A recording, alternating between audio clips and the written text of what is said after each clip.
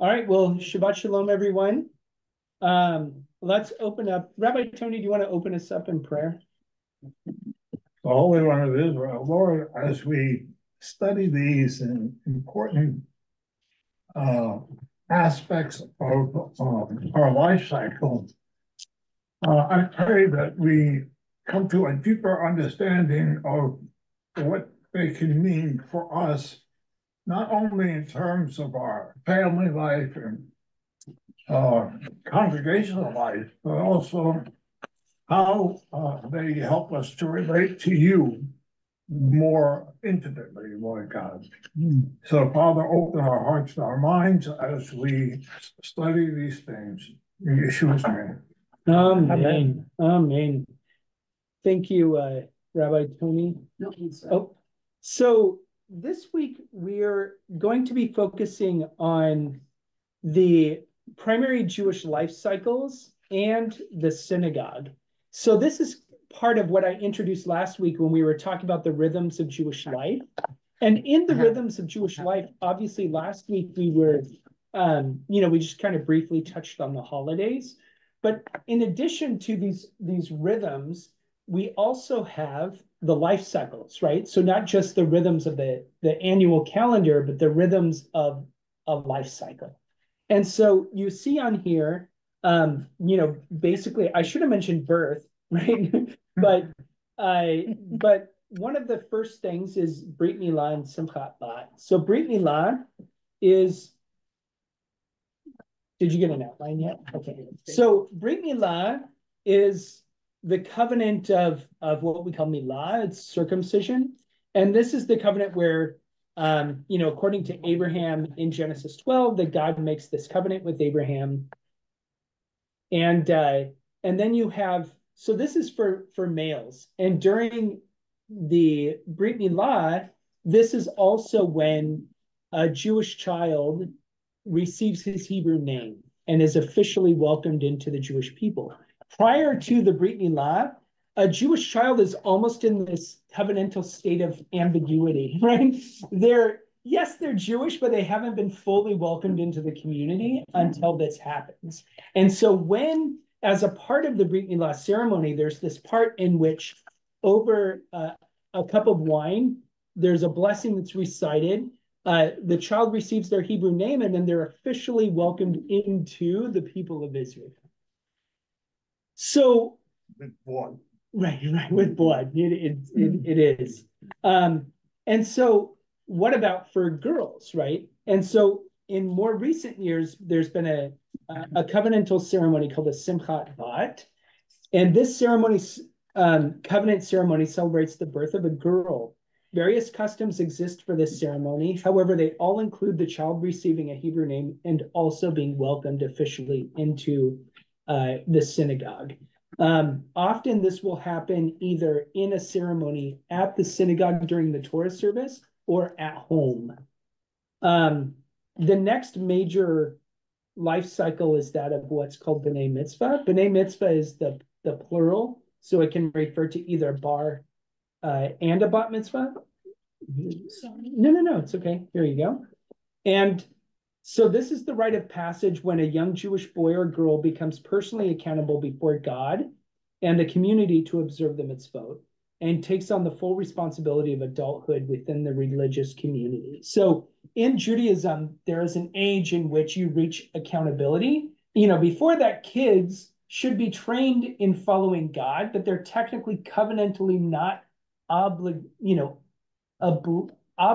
to observe all of the commandments until they reach a certain age. That doesn't mean they're not obligated to anything, but just generally, for example, kids are not expected to fast on Yom Kippur and other things like that. So, but once they reach the age of accountability, then that changes. And many cultures have an age of accountability. In Judaism, in some of the earliest the earliest reference to this in a formal sense is in what's called the Mishnah. And it says that boys reach the age of accountability at 13 and girls at 12. So from then on, they are considered adults in the covenantal sense within the community. And so once they reach the age of accountability, they can participate in services and they can lead services. And, they can be counted as in a minion and those kinds of things. Phoebe, and you have your hand up. Yeah, question. There's a passage, and I can't remember exactly where it is right now, that says if a child makes a pledge and it's not necessarily, I'm paraphrasing, I'm not saying verbatim, and it's not necessarily what is good for the child or whatever, if the father hears of it and counters it, then it becomes null and void. And also it says that when a wife makes a pledge, right, and her husband counts. If the child has gone past that age of accountability, can the father still annul something that is made rash or something that is not, that the father deems this is not good for you? I can annul it. Yeah, I don't think so, but I'm not sure. Rabbi Tony, do you know? Yeah. The text that you're referring to, I think, is in Leviticus, and a father can annul any promise made by a daughter who is not married. Right. No matter what age she is. Okay. But for a boy, once he reaches the age of accountability, he's accountable. Yeah, then I think he's accountable. I don't think he can annul it. Because then technically they're responsible for them. Because the daughter always, as long as she remains unmarried, is part of her father's household. That's right. And, remember that, a lot of these customs, it's Judaism, and especially in ancient Israel, was a patriarchal, right? So in this sense, women are still, if they're unmarried, they're under the, sort of covering of it. Right. So, I'd have to look it up to give you an exact answer, but I think the answer is for boys, once they reach the age of accountability, they're responsible. Yeah. I'm kind of rushing through these, so please, feel free to ask questions. But I know that some of these you might have at least heard of before. I should have had slides, but it's, So then the next major life cycle one reaches, right? We start at birth, and then the age of accountability. And then the next major life cycle would be a wedding.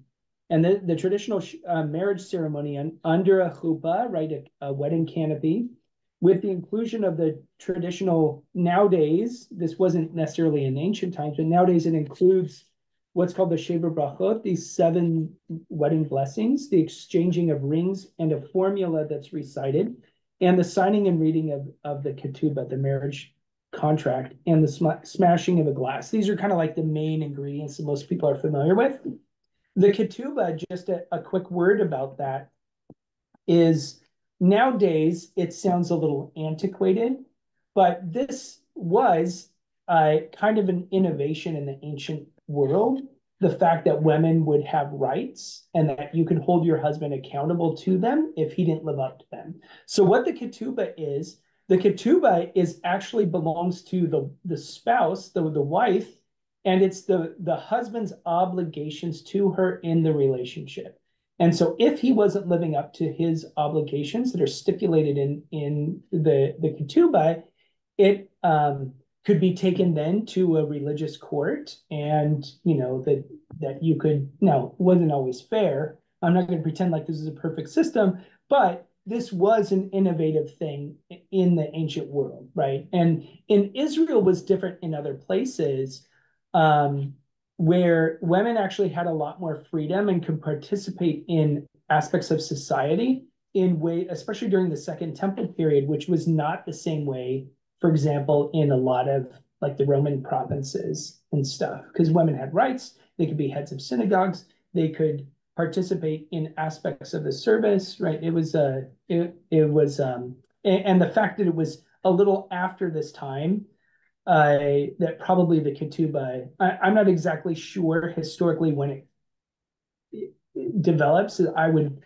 Just my guess would be the early Middle Ages, but it was an innovative thing, and it in many societies, a woman at that time didn't have any rights, right?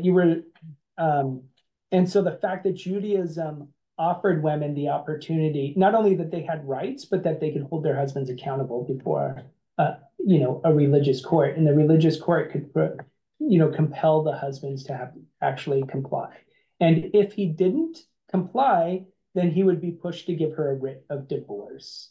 And so she would be, free to leave an abusive situation.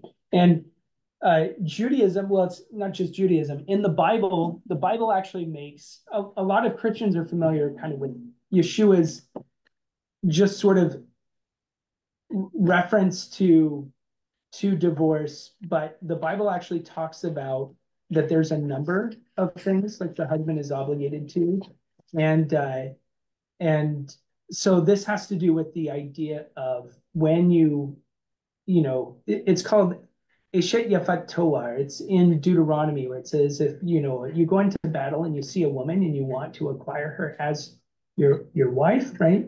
You can take her. I'm not saying you should do this. I'm just saying Deuteronomy says you take her, I think it's 30 days. She has to fast and one for her family. And then she, cuts her hair and trims her nails and all these things. And she becomes your wife. And then you have obligations to her. And if she decides that you're not living up to these things, then again, she actually has rights. And you can't, if he divorces her, he can't like deplete her, the food that she gets and all these kinds of things. So there's actually protection. And so if slaves, who become wives are treated this way, then how much more so should Israelites, right, be treated? So it's like, if that's how you treat a woman who was captured in war, then how much more so does a spouse who is a native-born Israelite have rights within the relationship? So moving on. I probably should have included divorce in here, but anyway, funeral service. A Jewish funeral includes and obviously when I speak of some of these practices, this is the way it's generally practiced today. I'm not necessarily talking about in ancient times. A Jewish funeral includes the mourner's Kaddish, a prayer called El Malei Rachamim, a God who is full of compassion. And traditionally, the deceased is buried in a simple pine casket. Even though nowadays, funeral homes find ways to get as much money out of you as possible and to differentiate, right? If you come from a wealthy family, you can buy the nicer casket. But traditionally, everyone, doesn't matter what your socioeconomic status, was buried in a plain pine box. It cannot be overly decorated. It's literally supposed to be just a plain pine box that's held together with not nails, but just dowels. Drill holes. Right. Yeah. And at the bottom, you drill holes into, because the idea is you want to actually encourage the return from dust we came and to dust you return. Right. Mm-hmm. And so also Judaism traditionally doesn't do embalming. So, and you're buried traditionally within 3 days. So I know it's customary in the broader world, sometimes somebody might be buried a couple weeks later. In Judaism, it's usually 24 to 48 hours. Yeah. And, within 3 days is considered, you need some kind of, extenuous circumstances that would justify that. Either the body wasn't released by the, yeah, right. Right. Because sometimes if there does need to be an autopsy done, or simply, even if it's not a full autopsy, but anytime there's a question about the death, then it has to be reviewed by, not the district attorney, the forensic, the coroner. And so the coroner, as long as once they sign off on it, but I had an issue like this, that there was a person, he had a heart attack, but nobody else was around. Well, actually, his wife found him, but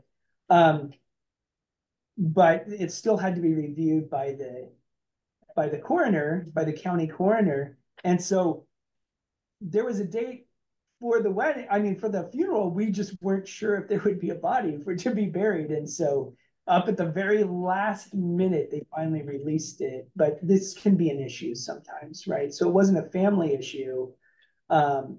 But in most circumstances, and especially for those if you come from a Jewish family, you know, like when you get that call that somebody died, you're expected to be on a plane immediately within hours because they're going to be buried usually the next day. And it's even sooner in Israel. Sometimes hours later, they're already being buried. You didn't mention Hebra Kadisha. Yeah, you want to mention that? Hebra Kadisha is a society of individuals who assist in the treatment of the body when it's dead. Once a person dies. I had the privilege of knowing a rabbi who is, I assume still is, the head of Hebra Kadisha here in Greater Haven. And what they do is, this is mostly for Orthodox, for the Orthodox community, but they prepare the body, they wash the body down, they may dress the body, but not embalming. And then they'll drape the body in linen or whatever you pay for, you know, a shroud. Because you're buried in a shroud, you're not buried in your best suit. You know, when my mother passed, you know, she was buried in a shroud. You know, and so these guys, and they'll stay with the body all the time. There'll always be someone with the body until the body is taken for final burial. And this is something, you know, a similar practice is still also done within Islam to, like, you know, the washings and everything. And it's considered a huge honor in Judaism to be one of these people because it's the last thing you can do for someone. Right? I'll even tell you a little story. I studied with this rabbi for years. That's right. Yeah. And he used to get calls all the time when we were studying. Somebody died and he would have to make arrangements for a burial. So I said to him, you know, if you ever need anybody, you can call me. He said he would think about it. He said, at the end of the year, he told me I wasn't kosher enough. Oh my gosh. Yeah. In an Orthodox context, but there are non-Orthodox communities that have volunteers within their own, I see your hand there, who have volunteers within their own congregations to do this. And believe it or not, there's actually a few Messianic synagogues that have a Hebra Kadisha within their communities. Now, obviously, it's women, you know, you have volunteers who you know prepare the body of a woman, and men prepare the body of a man. But it's you know, it's a big deal because it really is the last thing you can do for somebody to make sure that they're buried with a sense of honor. Abe, did you have your hand up there or something, or you good? I put it in the chat thing. Okay, let me just and I know Phoebian had a question. What about cremation? That's a good question. So traditionally, Judaism does not practice cremation. And the reason for that is we believe in bodily resurrection, that in the end of the age, like when the Messiah, you know, in the Messianic age, that we will be resurrected. And it's a bodily thing. So we do, and because of other, you know, scriptural verses and stuff that Judaism really takes seriously, that we are not supposed to do anything intentionally to deface the body. So like that donate body parts. Right. Traditionally, Orthodox Jews, for example, will not even do like organ donation, but some will. It just depends. There's debate over it, but the idea of, and this is why in Israel, there's this group called Zaka. Zaka are volunteers who go in after, like, for example, on October 7th or whatever, but even in bombings, or even just anything, they'll show up with the EMTs and they will do every effort possible to find the smallest scrap of a person to make sure that when you're buried with as much of you as possible. Again, it's not because Judaism doesn't believe in miracles. Like if you lost your leg in an accident, it's not like, well, I'm sorry, in the resurrection, you're not going to have a leg. We believe that God can do all things, and and we will be in a resurrected state, but still we do everything that we can to to do that. And so to answer your question, Abe, traditionally Judaism has really, it's not just frowned on it's been forbidden. So like you cannot ask, for example, a Jewish funeral home for cremation. They won't do it. But but nowadays, especially because of costs, there are Jews who, especially for maybe cost reasons and stuff, do it. It's just traditionally frowned upon in Judaism. So I hope that answers your question, Abe. And then you had a question too, Phoebe. Just a quick one. What happens if somebody dies within the high holidays and you still have to bury that person within the 24 to 48 hours, even if it's in a high holiday? So it depends. Technically, yes, but most often they'll wait because there's not really a rush in the sense of, so for example, if somebody dies on Shabbat, usually they will wait, till Sunday or Monday. But other things, for example, circumcision takes priority. So even if it's a Shabbat, you would still do Brit Milah. But what Orthodox Jews especially will do often, it will be in the synagogue. So that way it's not, because people can't travel and stuff like that if you're Orthodox. I'll tell you another story. Jared was born on Shabbat. So we had to have him, his bris the following Shabbat. Was the following Shabbat, yeah. So the rabbi walked 14 miles. Oh my gosh. Wow. Just to do it. Yeah. No, it's a huge thing. And so a lot of times too, Rabbi and the moil. If the moil is I should have wrote this down.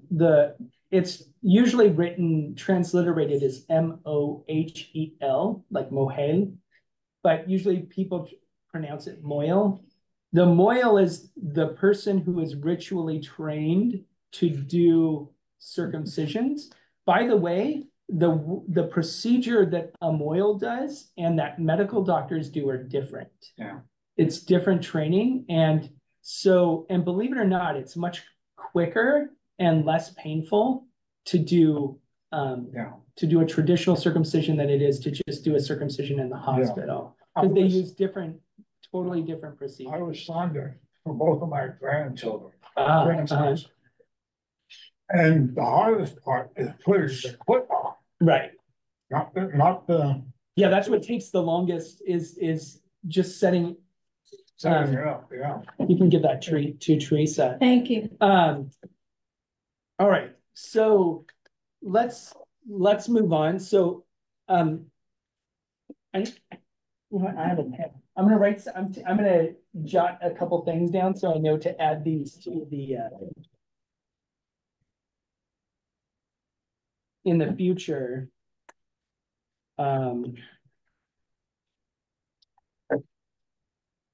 So I can have even better outlines. But it's something that I would be very open if there was an interest in our community to organize a Hebra Kadisha. It's something I would be very supportive of if we got to that point that it's something that we would like to do.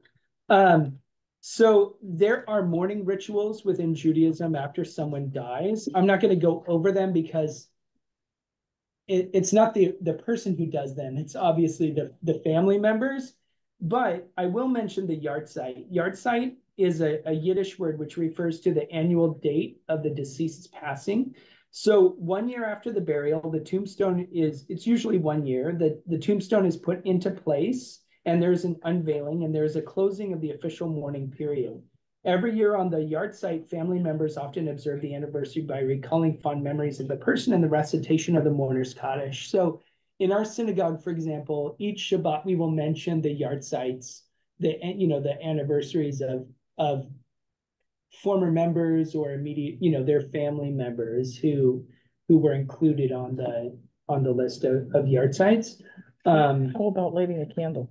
So many people will light a yahrzeit candle. You don't do that in the synagogue, but I should mention that. A candle many people will do, it's very traditional to light a yahrzeit candle, in your home, for your immediate. So there are 7 relatives. According to Jewish law, you're required to mourn for, regardless of what your relationship with them was, whether it was positive or negative. Because if they are one of these immediate family members, even if you had a negative relationship with them, you are mourning the relationship that you didn't have in many ways, right? It's not just the fond memories, but it's the painful stuff too, because all of that you're working through. When my wife, she had a difficult relationship with her grandparents. I'll just say, not her mother's parents, but her father, who's not Jewish. And they were always kind of, because they were Jewish, they weren't treated the same way as the other grandchildren were. And so when her grandfather died, she wasn't sure she even wanted to go to the funeral. And all of us encouraged her that you should. Because not only like later you could regret it, but I think you need to work through the stuff that didn't happen, and that you wish the kind of relationship that, you're mourning the kind of relationship that you also always wish that you could have with your grandfather that she didn't have. So, all right, so moving on, for a firstborn male child, there is still this practice called Pidyon Haben, redemption of the firstborn. And it's a ceremony of redemption whereby a Jewish firstborn male child is recognized as belonging to God. This is referenced a couple of times in Exodus. However, they are borrowed during their lifetime. In the ceremony itself, even to this day, it's one of the few practices in Judaism that you need a Cohen for. So Cohens are those who are descendants of Aaron, right? They're from the priestly descent. And there are some practices in the synagogue to this day that are still honored of a Cohen. And so, and Pidyon Haben is one of those things where, normally, traditionally, and we'll talk about this in a second, you technically don't get any ideas. You technically in Judaism don't even need a rabbi. Any knowledgeable person, according to Jewish law. No, but this is the difference between like the sacramental sense in Christianity, where at least if you come from a more traditional form of Christianity, you have to have a priest, right? You need a priest to lead the service. You need a priest to offer the sacraments, to do certain life cycles and stuff like that. In Judaism, you don't. Any knowledgeable person can do a funeral, can lead a wedding and all that. Often nowadays, the reason why you need a clergy member like a rabbi is the state requires it, not because Judaism does. Yeah. The state requires that an ordained person, a licensed and ordained, an ordained person for a wedding. Maybe not for a funeral, but for a wedding. So and nowadays it's just a lot of people want their rabbi to do it, but technically according to halakha, you don't need a rabbi to do it. Any knowledgeable person can do it. So, but we'll talk more about that in a second. Whereas with Pidyon Haben, you do need a Cohen. So the other thing that I'm going to mention here, just because especially in the Messianic Jewish community, this is very important, but it is also within the traditional Jewish community, is what's called tevilah, immersion. Immersion in water plays a significant role within Jewish life and highlights specific observances and life cycles. In Judaism, one can undergo immersion for a number of reasons, including as a declaration of faith, because we do immersion for purposes of faith in Yeshua, entrance into the community, conversion, and purification, as it served as a symbol of death, resurrection, and renewal of the covenant. Traditionally, tevilah takes place in either a mikvah or a living body of water. A mikvah meets the requirements of a living body of water, but is not. But for example, according to Jewish law, a married woman at the end of her monthly, menstruation cycle has to go to a mikvah. And then once she comes back from the mikvah, then, for example, during that time, you cannot have marital relations and stuff, but you can following the visitation to a mikvah. So there are many different reasons in Judaism that you would go through immersion. Most people are familiar with the idea of immersion or baptism, right? Like for faith in Yeshua, but that was only one type of immersion. right? That wasn't the only immersion that ancient Jews used to do, including the followers of Yeshua. It's just for followers of Yeshua, that's the only one that's stuck. But in Judaism, we continue to do these other immersions for others. So from our perspective, even as a Messianic Jewish community, we recognize that baptism isn't the only reason you might want to go through immersion. I haven't really done it since we moved here, but I used to, and part of it is just being a dad and all that stuff. It's hard to juggle everything. But my own personal practice is before Yom Kippur, but before the high holidays, it was my preference to go to a mikvah just to kind of, ritually get myself in a place as a part of preparation for the high holidays.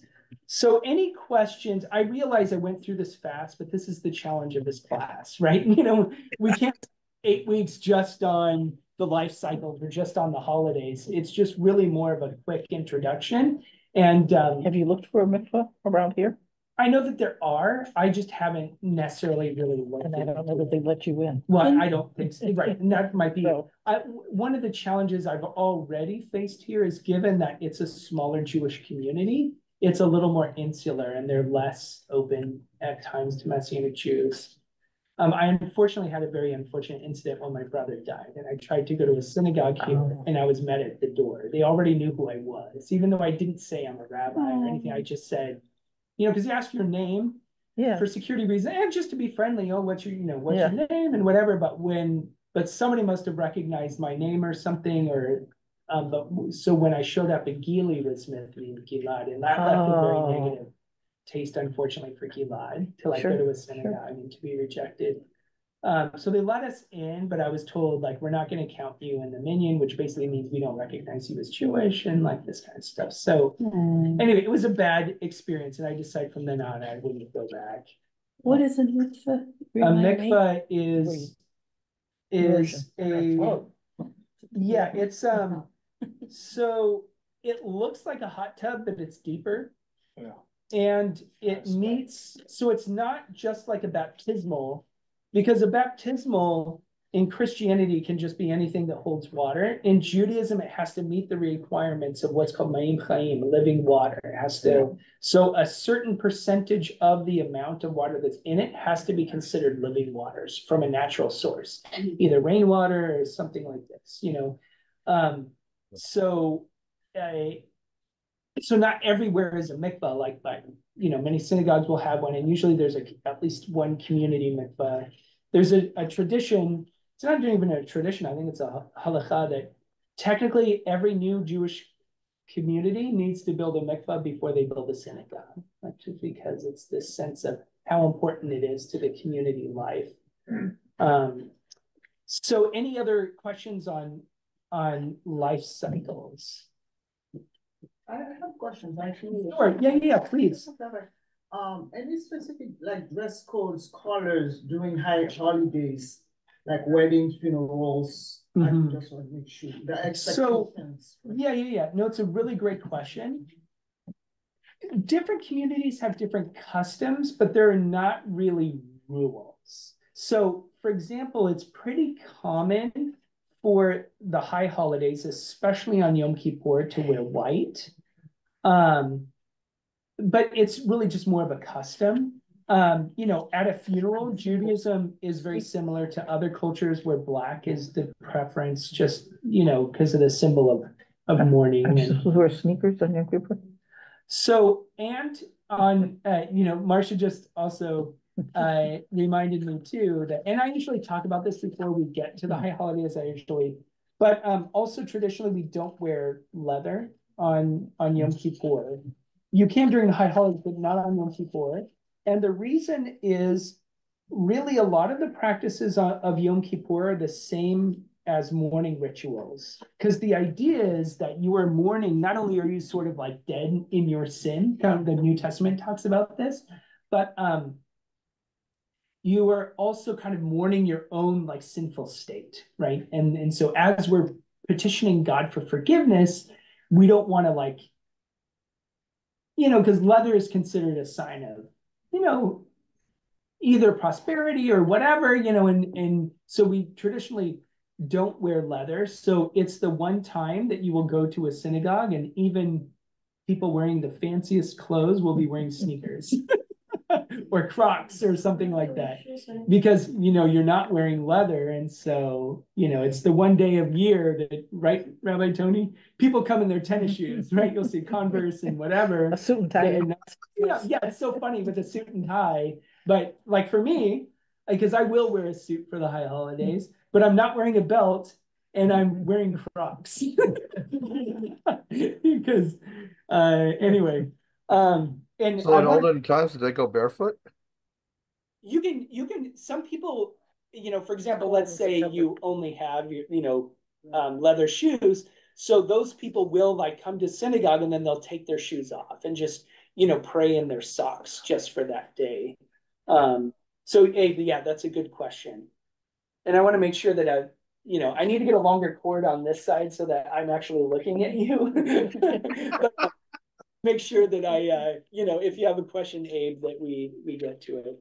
So if you're waving your hand, somebody, try to catch it, But actually, you just speaking up, we can hear you really well, actually. Yeah. I don't know how well you can hear us, but I changed laptops from the last time because the last time was too loud for you guys. So I've got the older one. So that's like my picture is all cloudy because it's an old laptop. Okay. Well, it's also once we turned it down, the volume on this contraption here, it's like, but so far this owl thing that we got, I like it. It seems to work really well. All right, so let's move on. Because we were gonna do a little field trip, but it'll be hard for Abe to participate. So I think we can just talk about these things, and next time you go into the sanctuary, you can look around. The other thing I could do is I actually have from teaching a course I did on Intro to Judaism recently at the King's University. I have PowerPoint slides that show different kinds of synagogues, and you'll see the same architecture in here. So so you don't have to listen to me rattle on and on. Can we just go around? If you don't want to read, that's okay, you can pass, but let's go around for those who would like to read and just take a paragraph. So Marcia, if you feel comfortable, go ahead and start. A synagogue is a Jewish place of worship and often the center of Jewish communal life. The term synagogue in Greek and in Hebrew, Beit Knesset, both refer to a place of assembly. All right. So in Greek, the term synagogue is Greek. It's not Hebrew. But it does mean a place of assembly. And that in Hebrew, it's called a Beit Knesset. So if you go to Israel, you'll hear people called Beit Knesset, which is basically the Hebrew term. And it literally means a house of assembly, right? That's what it is. The origins of a synagogue is it was more of a communal center rather than a religious ritual center. So people would pray there or whatever, but especially when the temple stood, the primary religious center was the temple, not the synagogue. So next, Teresa, would you like to read? Sure. Many Jews in Western countries will also refer to a synagogue as a temple. For example, yeah. Temple Beth Shalom, Temple Isaiah, etc. You'll hear this, right?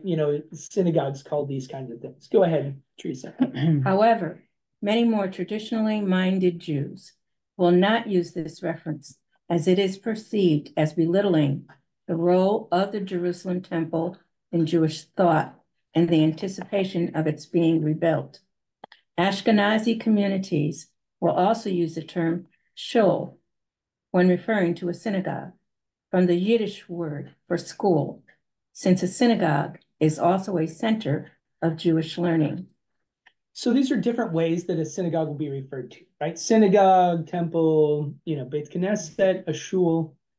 All right, so next person, whoever would like to read. Anybody? Okay. The synagogue as a place of worship goes back to the early Second Temple period. By the time of Yeshua and the early Talmidim, which are the disciples, first century CE, synagogues had sprouted up in every Jewish center, including Jerusalem. When the temple stood in Jerusalem, synagogues functioned more as community and prayer centers. However, following the destruction of the Jerusalem temple in 70 CE, the synagogues became the primary religious center for Judaism and the Jewish people. As such, even the architecture of the synagogue became more and more reminiscent of the temple in Jerusalem, not as a replacement for the temple, but as a way to keep its memory alive. And so we're going to talk about some of this symbolism in a second, but I just want to give you a background. Rabbi Tony? There are three ways in which synagogues are referred to in Hebrew. Beit Knesset, which is a place of assembly. Beit Midrash, a place where you study. Yeah. And Beit Tefillah, where you pray. Which is why we do all three things. Right. In this building. Right. And in a lot of places where in a synagogue, they might have like when we renamed this, the Beit Midrash is that emphasis on the idea of not just a place where there are books that are stored, but as a place where there's active learning, like what we're doing here, right? This isn't just a place to store books. We were coming here to learn together, and especially with this concept of learning as an act of worship, which we'll get to. I don't think we've talked about that yet. So, all right. Next person. Keeping the temple service alive became not only apparent in the architecture and symbolism within the synagogue, but in the development of the liturgy. Yeah, the liturgy, the ritual prayers. The three main synagogue services are based on the services and offerings presented in the temple, particularly what's called shacharit, the morning prayer, service, and the mincha. When you see transliteration, I've mentioned this in my Hebrew class, especially if you hablas español, like if you speak Spanish, all the vowels are the same as Spanish. So it's a, e, o, u. So Hebrew doesn't have like like apple, this kind of stuff. So if the same phonetic, the vowels in Spanish are the same as Hebrew. So there were two main services, but then there were evening prayers that were recited in the temple in Jerusalem. And so the morning service is named after the morning service in the temple, Shacharit. And Mincha was the afternoon service. And so the three ritualized prayer times in Judaism are named after these things. And even within the liturgy, you have certain prayers that are named after certain offerings and sacrifices that would have been done. Or like, for example, there's a special additional part of the service on Yom Kippur called the Avodah service. And the Avodah service is a recitation of the Yom Kippur service that happened in the temple. All right, so let's go on. So Richard, if you would like to read. However, unlike the temple in Jerusalem, the synagogue is a place for the common folk. It is not run by the priest, nor is any purpose as synagogue service, limited to only clergy, right? Like rabbis. The synagogue is the place of worship for lately the common people. There is not a ritual performance in a synagogue that is technically require a priest or rabbi. Within Judaism, if the synagogue service, any knowledge capable Jewish people can lead in official the prayer service. Yeah, so as you see, like for example, today, part of the service was led by Andre Singer, and then the next part of the service was led by Hannah. Now, they're not rabbis or anything, and that's okay, but they can still lead, the service. And that's even especially common in Orthodox synagogues or more traditional synagogues where just anybody will be asked to come up and lead parts of the service. Just two requirements. One, Jewish. Right. Two, bar mitzvah, bat mitzvah. Yeah, you have to at least have, so that's, thank you for clarifying that. All right, so let's go ahead, Phoebe. Today, many synagogues have paid clergy who function in professional leadership roles. However, this is not of particular. This is out of. I'm sorry. This it's is okay. Out of practicality, rather than halakha. As more Jews become less familiar with their own faith in modern times, the need for Jewishly educated clergy becomes more and more a necessity to carry out Jewish life and practice. So as Jews became more assimilated into society and knew less about their own faith, the more that you needed basically professional Jews, right? To basically do Judaism for everyone. But traditionally, rabbis were not clergy; they're scholars, like a lawyer or a judge. You would go to rabbis with questions of halakha, right? And even still today, rabbis are perceived as scholars, but in ages past, they were definite scholars, right? Rabbis did not lead services. And traditionally, there were only 2 times a year that a rabbi would give a sermon. It would be right before Passover, because they would be discussing the halakha, getting rid of all the chametz out of your home. It was a technical sermon, right? And the sermon, it would be the Shabbat right before Yom Kippur, between Rosh Hashanah and Yom Kippur, to talk about the technicalities of fasting on Yom Kippur. So they weren't like, believe it or not, the people who went around and gave inspiring sermons, these were a different type of people. They weren't they could be a rabbi, but they were in Hebrew, they're called darshanim. And in Yiddish, they're called the Maggid. So like, for example, there's this famous Hasidic guy called the Maggid of Mezrich. He was a preacher. Yeah. They were, and they were often itinerant. They would travel around to different synagogues, and they would give these rousing sermons, but that didn't come from the local rabbi. And like I said, you technically don't even need a rabbi. Like one town, for example, if you've seen Fiddler on the Roof, the whole town only has one rabbi, right? Because if the rabbi is not the head of every synagogue, you know what I mean? Anybody can run the synagogue.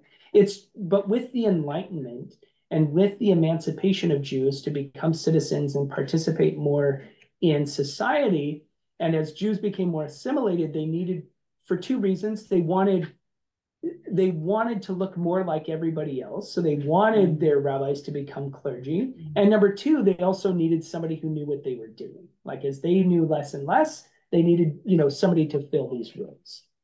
Feeding. Is there a correlation between a rabbi and the scribes back then? Back then, not every rabbi was a scribe, but probably, maybe, not all scribes were rabbis, but especially once there became rabbis, it would have been common. But more like, I actually just heard this really great lecture on this week by actually my old advisor at UCLA, who was talking about scribal tradition and its development, because he was eventually getting to the point of how we got the Bible, and he was talking to these scribal communities, and every group would have their trained scribes, but in especially ancient times, of a whole population, you might only have 12 to 20 people who were scribes, right? But over time, eventually, like the military would have a couple of scribes because they need somebody to send notes back and forth. Among the priests, the hypothesis right now is, and I'm not a specialist in all of this, but the idea is that there were probably more scribes among the priests just because you would expect them to be more educated than, but especially later, remember when we have in the early discipleship, like when we talk about these rabbis and their yeshivas or academies, it sounds more lofty than it really was. We need to think about like Yeshua, right? He traveled around with his disciples and they weren't studying books. Yeshua was teaching them parables and stories, and they would discuss the Bible, but it's not like they had, this is before the printing press. And writing a scroll is expensive and it takes a lot of work. So it's not even like everyone had scrolls. Like the synagogue might have a few scrolls, but even a synagogue would not have all the scrolls of the whole Bible. They might have, at least for the Torah, and they might have some other scrolls, but you would pass them around. You know what I mean? And so people would have to, and by the way, this is important to know even in the New Testament. So normally what would happen, like let's say I'm Shaul, like I'm Paul, I would send a letter with Timothy or Titus or whoever, and they would go to a community and they would read it and explain it. So most people in ancient times never read these books. They only heard them. Mm-hmm. They only ever heard them. And what's interesting is when you get into like, especially the Greek, and again, this is not my area of specialty, but I do know enough that there are a lot of these what we call aural cues, not oral, but AURAL, I think, which means for listening devices. Like there were things that they would put in there so that it would make it to catch your ear, right? Because you weren't reading it, you were hearing it. And so there was a lot of these like certain like dramatic things that were done, even in the recall we talked about this in the book of Revelation. Probably, yeah. You probably talked about it's a very oral book. Yeah. And a lot of the New Testament is like this. So it was written with the intention that people would hear it, not read it. So anyway, all right. So, and the same way back then is the synagogue, like in the synagogue, and we even read about this in Yeshua, for example, in Luke, Yeshua goes into the synagogue and in many synagogues, if you're a special visitor or whatever, it's an honor to be called up. In any synagogue, it's an honor to be called up to read from the Torah, but especially if you're like a special guest or something. So Yeshua I forget what chapter it is. Do you? 4. In chapter 4, he's invited. He goes back to his hometown, and he's now people have heard his name all over the place, and so he's asked to come up and read from the Haftarah, which happened to be then. It was a passage from Isaiah that we don't read anymore in the Haftarah cycle, but he did, and so he gets up and reads this. But what does Yeshua do? He doesn't just recite the blessing. He says, "You have heard this fulfilled, in your." Today you have heard these words fulfilled in your midst, or something like this. So Yeshua, and then they, it kind of pissed some people off. They freaked out, as Rabbi Tony said, is the good way to put it, is they freaked out. Because what he was implying is that he's the fulfillment of that. Of course he was, but anyway, all right. So let's move. I think are we on the last paragraph? Yes. Okay. So, do you want to read? Okay. Nowadays, rabbis function in roles similar to priests and pastors, leading services, counseling, and functioning in life cycle ceremonies. However, traditionally, the position of a rabbi was not a pastoral position, as any knowledgeable Jew can lead and officiate religious services. The rabbi functioned more as an attorney, judge, and educator. The rabbi has always been the position of a scholar. One will go to a rabbi for questions on Jewish law, halakha is what, right? And issues requiring a religious court, like divorce, conversion. Right, so things that you would need a court for. So anyway, that just kind of gives you a little just history on the background of synagogues and especially of the role of rabbis. So let's go on and we'll still take turns going around to read. So I'll just read here that this is page 3 if you're if you're able to follow along on the outline. So the synagogue is a physical representation and reminder of God's presence through various symbolism, architecture, and imagery. Some of these which date back thousands of years, with its primary imagery referring back to the temple in Jerusalem. So the main thing that you will often see in a synagogue, actually, let me see if I can find this really fast. Because then everybody can see it. Because it's nice, like you might be used to our synagogue, but you might be curious about what other synagogues look like. So ignore that this is not obviously the King's University. You have to share the screen. Oh, okay, let me go back and share the screen. Right. Thank you, Rabbi Tony, for reminding me to. All right. Can everybody see this now? Mm-hmm. And Abe, can you see this? Yeah. Okay. Yes.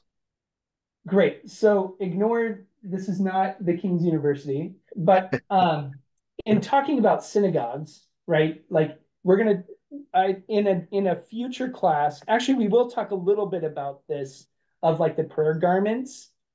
These give you examples of, like, you see people wearing a talit, the prayer shawl. You don't see this in our synagogue on Saturdays because you don't wear what's called tefillin on Shabbat or holidays. But if you went to a prayer service during the week, you would see people wearing what's called tefillin. And I can explain what that is later. So in the synagogue, every synagogue, no matter how decorative or anything, will have certain character. By the way, this is a Greek synagogue. See the Greek above the ark instead of Hebrew? Yeah, this is in Greece. But every synagogue is going to have certain characteristics that you will see no matter how fancy it is. And so let's go through what some of these are. In the front of every synagogue on a raised platform called the bima, and we'll mention that later, is the ark, right? So who would like to read, who hasn't read yet, the ark? The ark. Rosemary, by the way. Yeah, Rosemary. Yeah. I'm bad with names, yeah. So I know everyone, but if I don't use your name, I apologize. Nice to be here with you guys. The ark. The essential focus of every synagogue is the Aaron Kodesh. Yeah, the Aaron Kodesh. The Holy Ark. In modern synagogues, the Ark houses the community's Torah scroll or scrolls. In many large and ornate synagogues, the Ark can be very elaborate and decorative. The Ark represents both the Ark of the Covenant as well as the Holy of Holies that existed in Jerusalem temple. Great, thank you. So what the Ark today symbolizes is both the Ark of the Covenant, in which were carried the tablets, right? Remember that there were the first tablets God carved. And when Moses smashed those, then he had to carve the tablets, but then God inscribed them.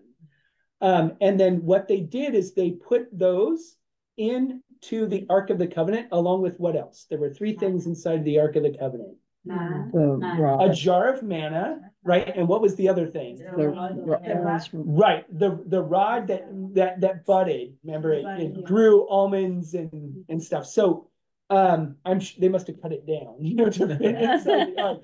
But those were the three things that were carried inside of the ark. And so the idea of God's word, if you will, the being carried around inside of an ark already goes back to that. So that's where we, store the Torah scrolls. But in the ark, it's also separated by a curtain, just like the Holy of Holies was, right? So there's a curtain which separates the sacred space of the synagogue from the Holy of Holies, which is inside the ark.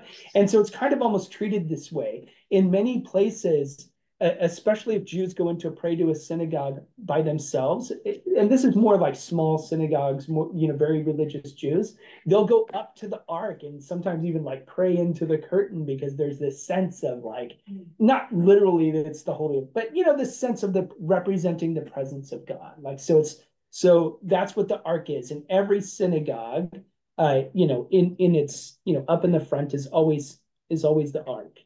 Were you going to say something? Or okay. So, and you can see here, this first picture, it's kind of hard to see the ark, but you see it's this big, beautiful, and you can see multiple Torah scrolls inside of the ark.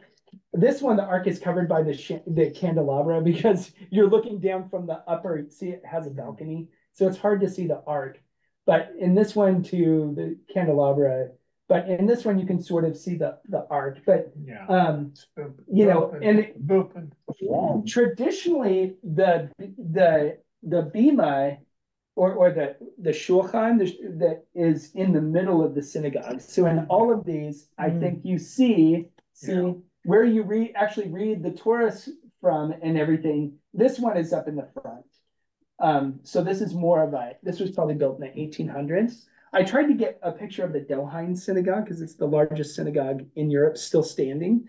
It's a beautiful synagogue, but it's, anyway, you can see like, whether it's a simple synagogue or a very elaborate one, you just see how, and they all will share certain aspects of the architecture. And so, all right, I'm going to stop sharing this. All right, so let's go to the next one, the parochet. I know that'll be a hard one. Oh, why is there? Oh, there's Natasha. It's been a long time.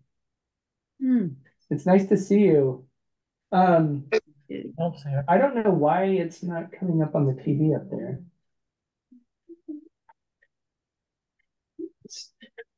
There's no. Okay. I don't know. Apparently I did something.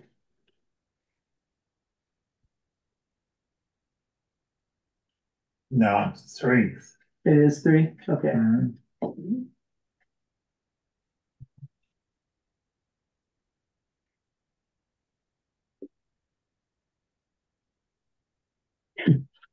I don't know what happened.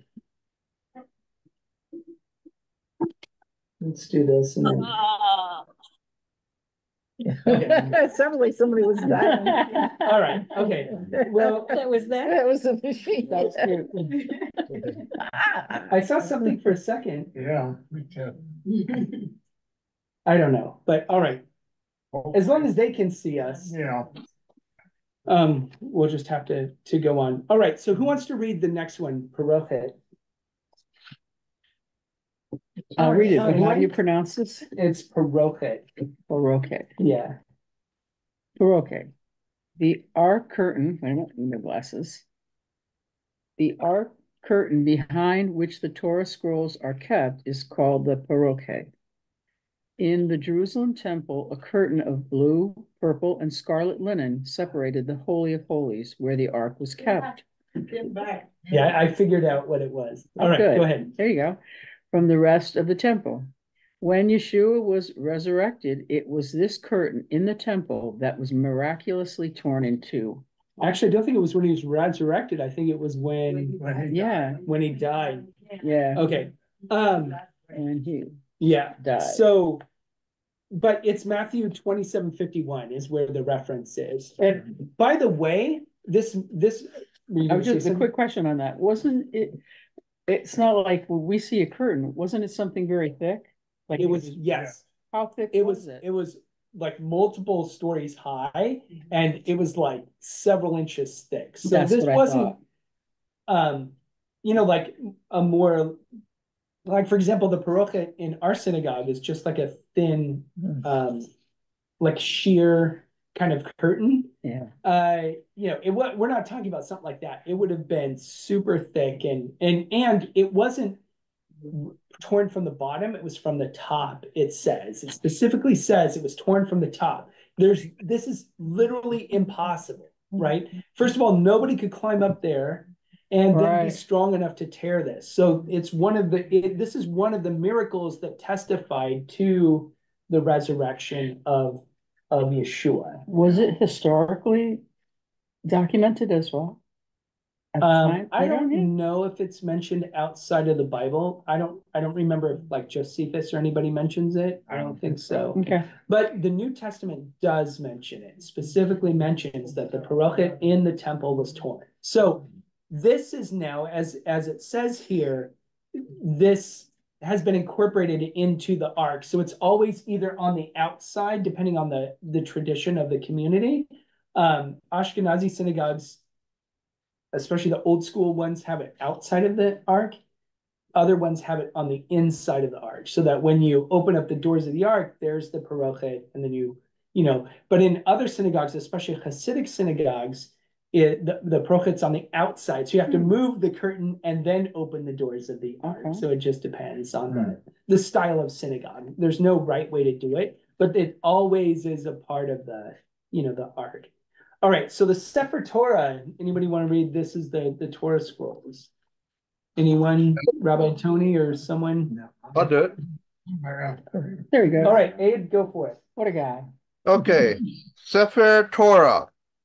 The Sefer Torah, the Torah scroll, is the most sacred ritual object in Jewish life and is indispensable in Jewish worship. A Torah scroll is handwritten on animal parchment by a specially trained scribe called a sofer. A sofer, yeah. Oh, okay. And yeah, you got it. Contains the first 5 books of the Bible. The Torah scroll, in the form it is today, is believed to date back to the time of Ezra the scribe, 5th century BCE. So in Ezra and Nehemiah, which tell the story of the return of the exiles from Babylon, who rejoined those who were still in Israel that did not go into exile. Eventually, first it's Nehemiah, right? And eventually Ezra comes along, who is both a scribe and a priest, and he brings a Torah scroll with him from Babylon. And so the tradition is that the Torah scroll in the form that it is today is, based off of that scroll which Ezra brought back from exile. Let me make a comment.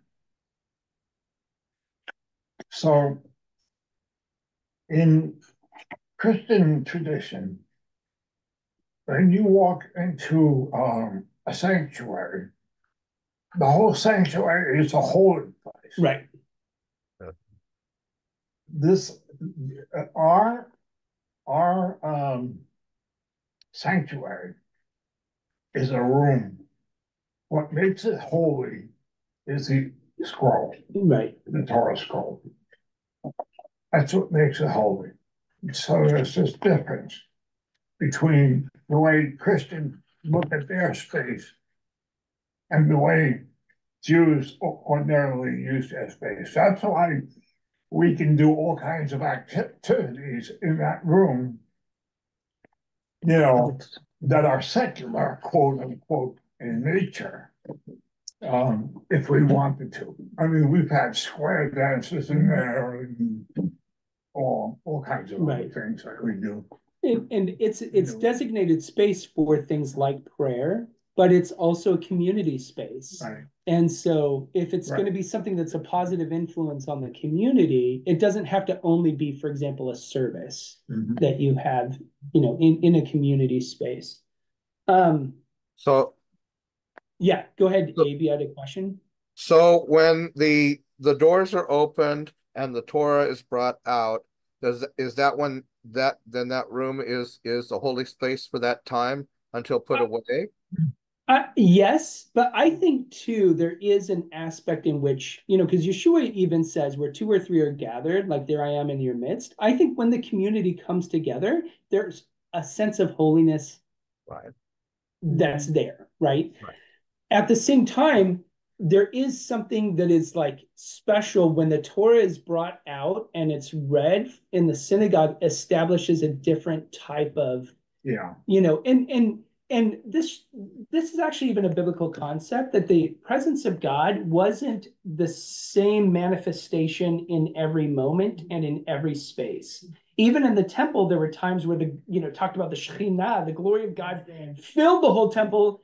It doesn't mean that then, when it wasn't that level of manifestation, there was no presence of God, right? It just meant that there were different times that had a different level of holiness. And when the Torah is out, really is a special time. And traditionally, you're not supposed to go in and out of the synagogue when the Torah is out of the ark. Now, obviously, you do what you got to do. If you really need to use the restroom or whatever, go. But it's important to just be mindful and respectful that whenever the Torah is out, there is a different level of holiness that, as Rabbi Tony mentioned. So, all right. I know we're already over time, so let's just move on really quickly to the next thing, the Ner Tamid. Above the ark of every synagogue is a light that is always left burning or on. This is the Ner Tamid, the eternal light, recalling the temple menorah that was always supposed to remain lit. So above either the ark or above the bima, the raised platform where the ark is, somewhere in that area, you will always see some kind of a hanging light, and it's always on. So for example, if you come into our synagogue during the week, or you happen to still be here after the lights are turned out in the sanctuary, you'll see the Ner Tamid still on.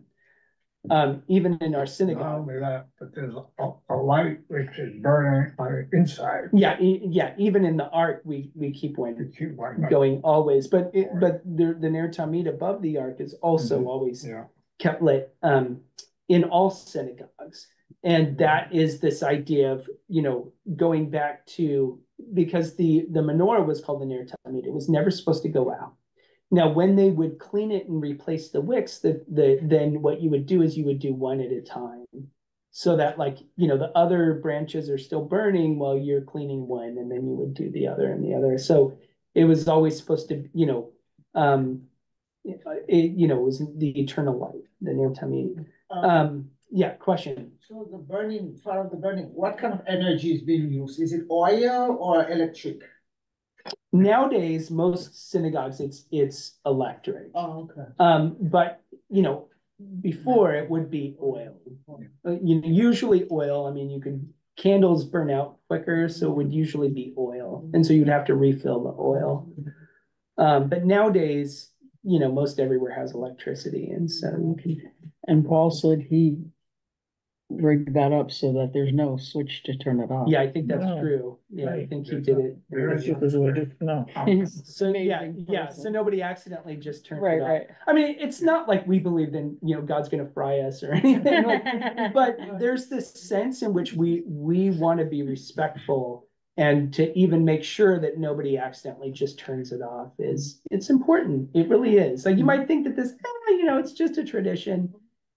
Yes, but Yeah. yes, but all right. So let's move on to. Oh no, it's okay. Please, I'm sorry. I just didn't see your hand. Yeah, one quick thing. How about like you have a generator backup if there's a power outage? It's a good question, and the answer is no. So you do have to consider things like that. That what happened if we do lose power? Anyway, there's only so much you can do. All right. So now to Bima, the Bima. The bima is a raised platform in front of the synagogue where the ark sits, and from where parts or most of the service is conducted. It is traditionally always on the eastern wall, as in the ark, because Jews face east towards Jerusalem when praying. Those in Jerusalem face towards the Temple Mount. The bima represents the raised platform on which the temple sits, and the high places in ancient times where offering and sacrifices were offered. If you read through the books of like Judges or Kings or Chronicles, when it talks about both the good kings or the bad kings, one of the things they'll say is like, a bad king didn't tear down the high places, right? The word bama comes from, it means an elevated place. In ancient times, services were always conducted from some kind of an elevated platform. And that wasn't just true of Israelites. Everybody did this across the ancient Near East. Now, I can't speak for outside of the ancient Near East, but across the ancient Near East, like this was the common practice. And so these high places called a bama, if you read it in Hebrew, it says bamot, it uses the plural, right? These high places. So the bima is still this sense of a sacred platform, but obviously we don't do sacrifices on it or anything, but it still represents that kind of ancient worldview that the service and the important places in a sanctuary would be from the high place, if that makes sense. And even when there wasn't a structure like a temple or a synagogue, you would go up on a mountaintop and then they would build these platforms, and on there you would either put an altar or something like that. But the high places are what this is, the roots of this word bima. All right, the last thing that's specifically mentioned on here, the shulchan. You want to read, Gail? The shulchan is the table or lectern on which the Torah is read from. In the temple, there stood a table overlaid with gold that held the showbread, the loaves that were brought on Shabbat and eaten by priests. Exodus 25:23. The showbread represented an expression of gratitude. The modern equivalent is the shulchan, the reading table on which the reading table on the bima. During the service, the Torah scroll is removed from the ark, placed on the shulchan, unrolled, and read. If you took my modern Hebrew class, shulchan, it means table, right? So it's like the, kind of like the table that we read. A lot of people will call that the bima, and that's pretty common. technically it's not the bima. It's usually that the shulchan is on the bima, but people, like I said, in just common language will often just say the bima, and I'll sometimes say it too, like, oh, come on up to the bima or whatever, but technically they are two different things. So does everybody know what I'm talking about, right? Right. So okay, and I'll just kind of conclude here, and then any final questions or anything. Because the synagogue represents sacred space, one should always be mindful of one's actions and conduct oneself with a sense of respect for God's presence. It is respectful to always have your head covered, to wear a kippah when inside of a synagogue, regardless of whether you are Jewish or not, and Jewish men and Jewish women who choose to do so should wear a talit, especially when on the bima or participating in leading the service.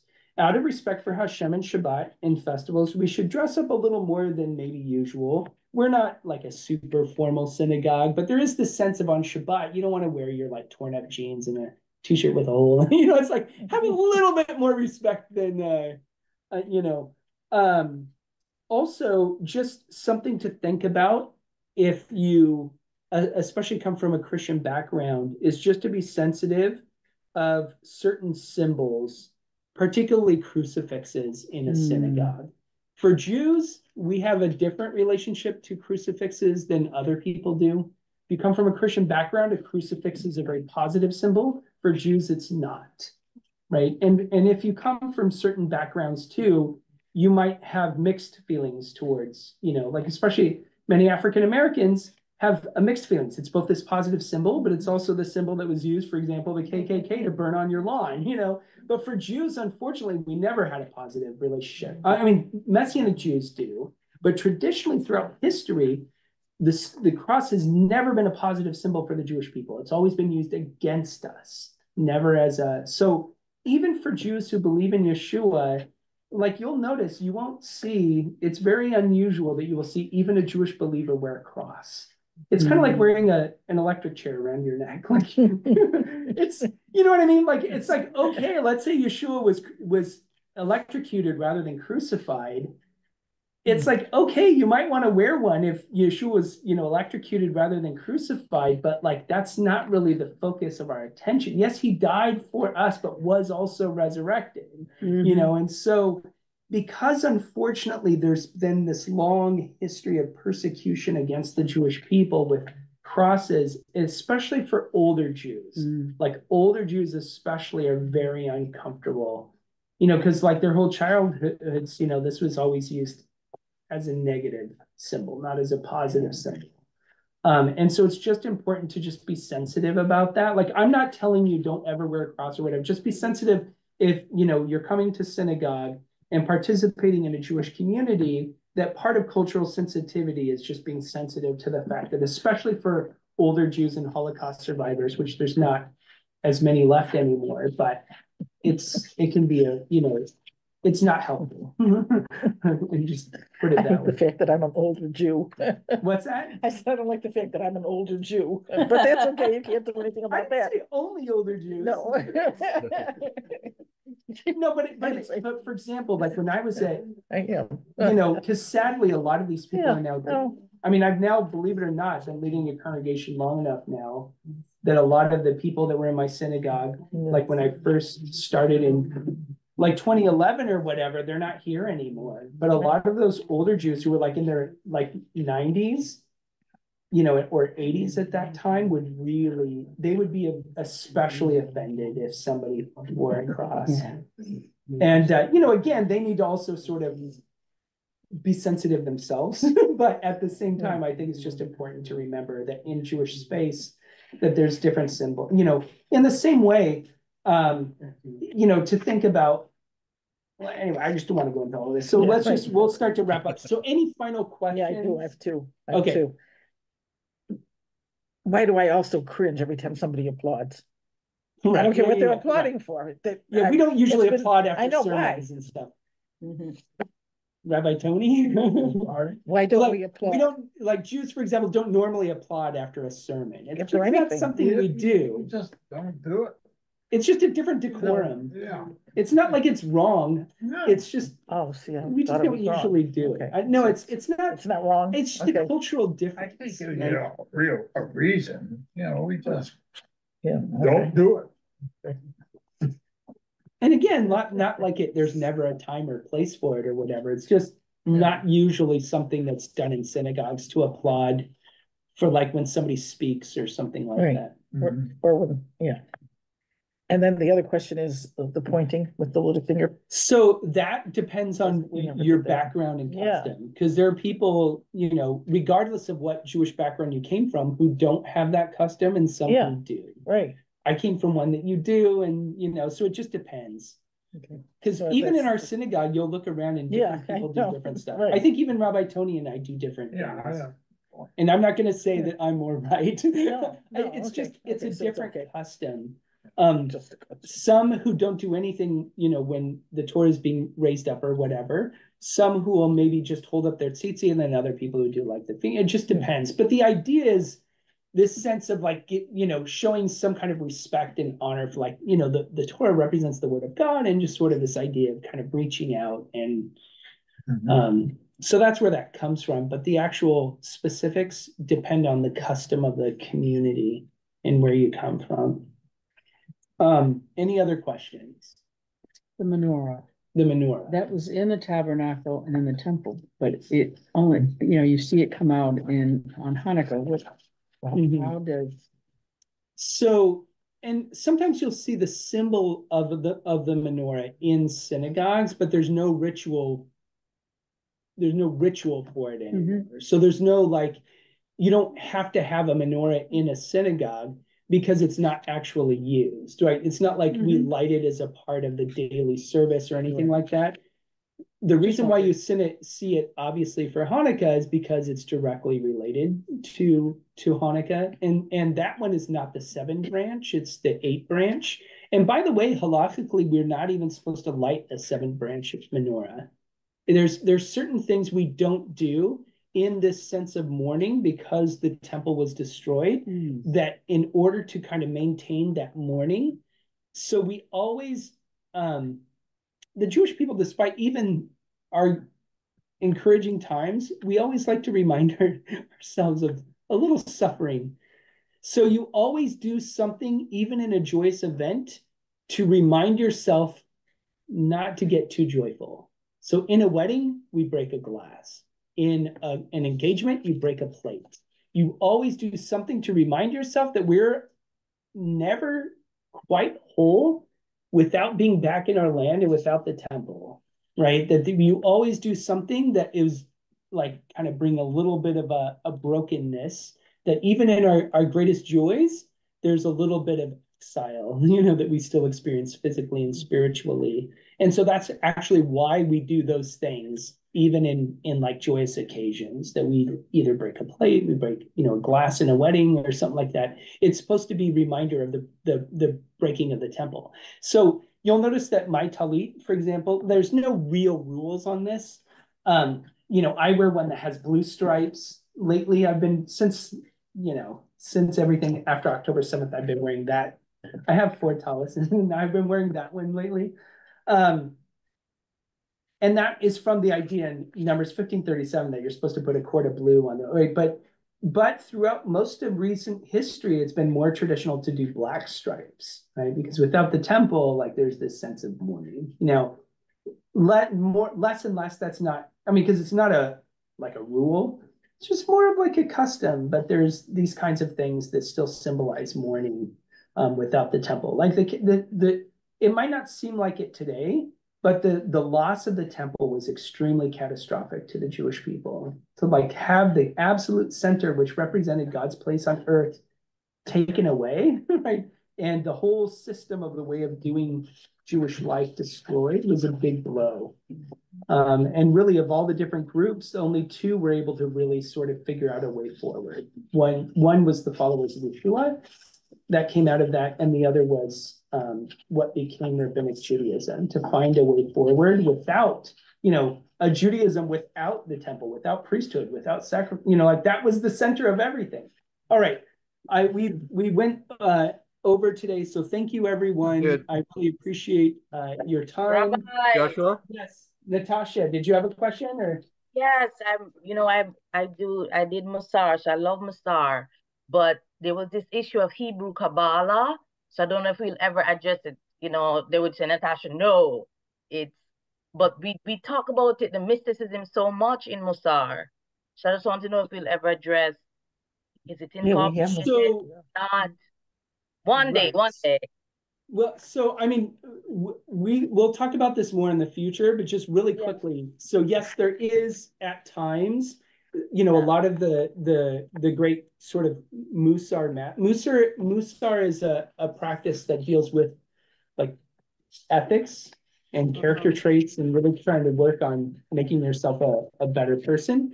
But a lot of some of the great Musar masters in the works were also mystics, and so they do draw on Jewish mysticism.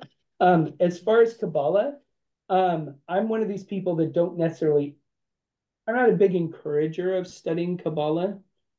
By the way, people often use the terms Jewish mysticism and Kabbalah interchangeably, but technically Kabbalah isn't, it's only a type of Jewish mysticism. It's not all of Jewish mysticism. But Kabbalah does have some things that are problematic from a biblical perspective because it reinterprets the biblical stories in a way that does not just give you an interpretation, but redefines them. So for example, the creation story, according to Kabbalistic interpretation is, and part of this is a little you can see in Revelation, which is kind of true, that in order for creation to happen, that God constricts God's self in order for Simpson. Right, what's called Tzimtzum in Kabbalah, but this idea of sort of restricting in order for creation to happen. But what ends up happening is in this constriction, God eventually, there's this shattering and the divine sparks go everywhere. And it's the role of the Kabbalist to fix God. So all of these sparks you're bringing back together in order to fix the divine. We don't believe God needs repaired or God needs fixed. There are other concepts that are problematic biblically, things like reincarnation and stuff like that. These are not generally accepted within like broader Judaism. And so are there some things that are good in Kabbalah? Sure, but I just don't see it as one of those things that is necessary for followers of Yeshua to study on a regular basis. Like, even though I'm a rabbi and stuff, like I don't really study Kabbalah. It's just not something I think is all that helpful for the long run of our spiritual, you know. I do think it's important to know what it is and sort of at least, you know what I mean? Is it the most demonic thing ever? I wouldn't necessarily go there either. You know, the people are like, at the same thing, I just would say it's not necessarily all that helpful. I have one more question. Suppose I was thinking of doing a master's in divinity in theological studies in Judaism. Where's the best place to go? So you and I can have a different conversation just because I want to take time for no. I'm just saying like that would take some time for me to explore with you. Yeah. I'll make an appointment with you. Yeah, sounds good because what we can do is then talk about different ideas, but I don't want to hold everybody else. Yeah, you know what I mean? Let everybody go home. Yeah. So just since we're over time and stuff, but any other questions? We good? So Avinu, thank you for this time together to as iron sharpens iron, that we sharpen one another, God. And I pray that you would always be working through us with your ruach and your spirit to receive what you would have for us. And, you know, because ultimately what we're trying to do is just draw closer to you and each other. And so we thank you for these opportunities in the name of Yeshua. Amen. All right. Thank you, everyone. Shavua tov.